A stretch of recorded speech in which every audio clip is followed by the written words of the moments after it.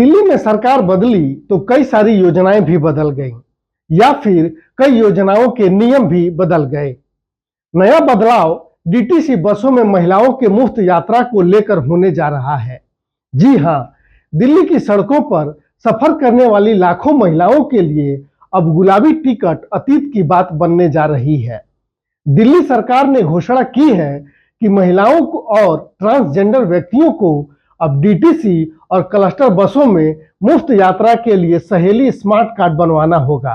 यानी अब वो पुराना पिंक कागज वाला टिकट नहीं मिलेगा। यह फैसला दिल्ली की परिवहन व्यवस्था को अधिक डिजिटलीकृत, पारदर्शी और आधुनिक बनाने के इरादे से किया गया है। लेकिन सवाल उठता है कि क्या यह सचमुच सहूलियतों का सहेली कार्ड है या आने वाली झंझटों का टिकट। नमस्कार, मैं हूं अमिताभ प्रसाद सिंह और आप देख रहे हैं दिल्ली मेल। राष्ट्रीय राजधानी में 12 साल और उससे अधिक आयु की महिलाओं और ट्रांसजेंडर को सभी डीटीसी और क्लस्टर बसों में मुफ्त यात्रा की सुविधा देने के लिए सहेली स्मार्ट कार्ड दिया जाएगा, जिस पर कार्ड धारक का नाम और फोटो अंकित होगा। यह smart card national common mobility card (NCMC) के तहत जारी किया जाएगा। मौजूदा कागज आधारित गुलाबी टिकट के विपरीत इस कार्ड से डीटीसी और क्लस्टर बसों में मुफ्त यात्रा की जा सकेगी। साथ ही परिवहन के अन्य साधनों का उपयोग करने के लिए रिचार्ज और टॉपअप किया जा सकेगा। यह डिजिटल कार्ड प्राप्त करने के लिए आवेदक को दिल्ली का वास्तविक निवासी होना चाहिए। उसकी आयु 12 वर्ष या उससे अधिक होनी चाहिए तथा उसके पास पते का वैध प्रमाण होना चाहिए।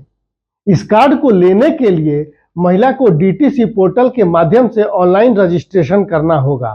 फिर सहभागी बैंक का चयन करना होगा। इसके बाद चुनी गई बैंक शाखा में फुल केवाईसी वेरिफिकेशन पूरा कराना होगा। केवाईसी पूरी होने के बाद बैंक आवेदक के पंजीकृत पते पर यह स्मार्ट कार्ड भेज देगा।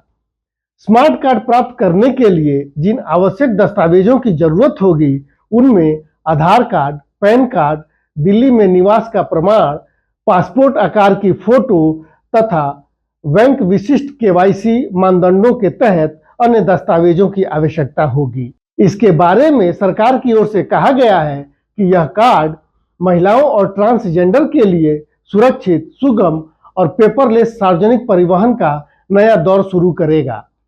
यहाँ एक और बात स्पष्ट कर दूं कि भले ही सरकार यात्रियों से यात्रा के लिए कोई शुल्क नहीं लेगी, लेकिन जो बैंक सहेली स्मार्ट कार्ड जारी करेंगे वह अपनी नीतियों के अनुसार कार्ड जारी करने का रखरखाव शुल्क लगा सकते हैं।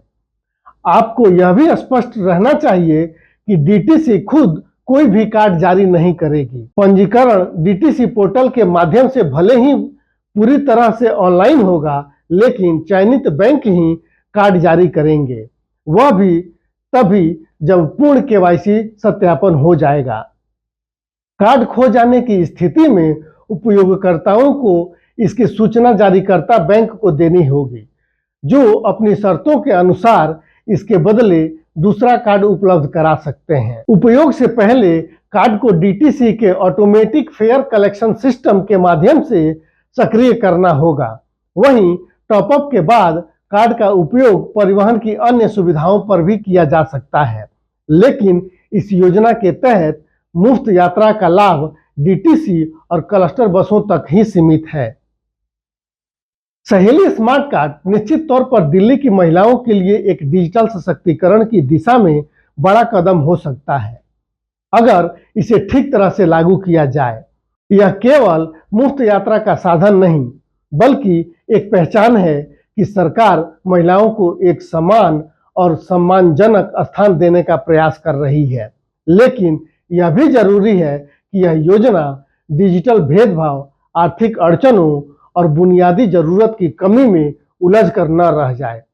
तभी यह सच में एक सहेली बन पाएगी जो हर महिला के सफर को आसान, सुरक्षित और गरिमामयी बनाए।